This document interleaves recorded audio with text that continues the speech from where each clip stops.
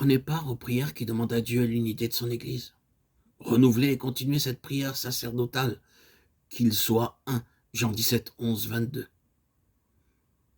L'Église est une dans la vie de Christ et dans l'amour de l'Esprit. Hélas, elle ne montre pas que ses membres soient un dans l'unité de l'Esprit. De là, la nécessité du commandement, conserver l'unité. Demandez à Dieu que son Esprit opère avec puissance en tout pays, dans toutes les églises et congrégations de croyants. Au bord de la mer, quand la marée est basse, on voit quantité de petits étangs avec leurs habitants séparés les uns des autres par des rochers.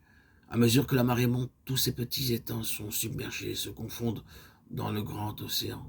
Il en sera de même de l'Église de Christ, lorsque, selon la promesse de Dieu, l'Esprit sera répandu comme des ruisseaux sur la terre sèche. Ésaïe 44, 3. Chacun reconnaîtra alors sa puissance, chez lui-même et chez les autres, et le moi s'effacera sous la domination de l'Esprit. Comment amener ce changement? Comment hâter les temps où cette prière sera exaucée? Qu'il soit un, afin que le monde connaisse que tu m'as envoyé, que tu les aimes comme tu m'as aimé. Jean 17, 22, 23. Que chacun donc de nous commence par lui-même. Dès à présent, prenez la résolution, vous, l'enfant de Dieu, de prouver de cette manière-là que vous êtes à Dieu et que son esprit demeure en vous. Prenez donc cette résolution.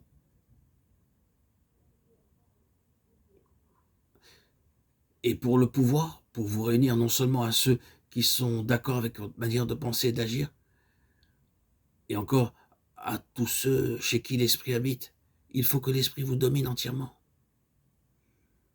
qu'il ait la haute main dans tout ce qui vous concerne, et que vous ayez ainsi la conviction intime qu'il demeure en vous. Donc, frères et sœurs, amis de Christ, bien-aimés en Christ, priez, priez sans cesse le Père, que selon les richesses de sa gloire, il vous donne d'être puissamment fortifié par son esprit dans l'homme intérieur. Éphésiens 3, 16. Ah, faites-le avec certitude, avec cette certitude que le Père accorde l'Esprit au nom du Fils. C'est pendant que vous adorerez avec foi au pied du trône de Dieu, et que vous serez ainsi en communion directe avec le Père et le Fils, que l'Esprit prendra possession de vous, et plus il remplira tout votre être et fera grandir en vous l'homme spirituel, plus aussi le moi s'effacera, laissant à l'Esprit de Christ la liberté de vous employer à édifier et rapprocher entre d'autres croyants.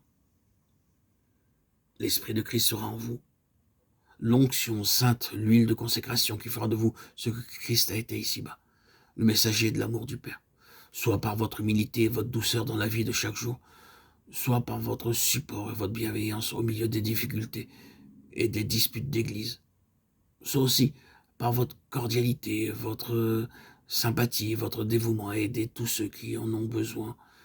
Vous ferez voir que l'Esprit qui habite en vous appartient à tous les membres du corps de Christ autant qu'à vous-même, et qu'il se sert de vous pour atteindre, instruire et bénir tous ceux qui vous entourent.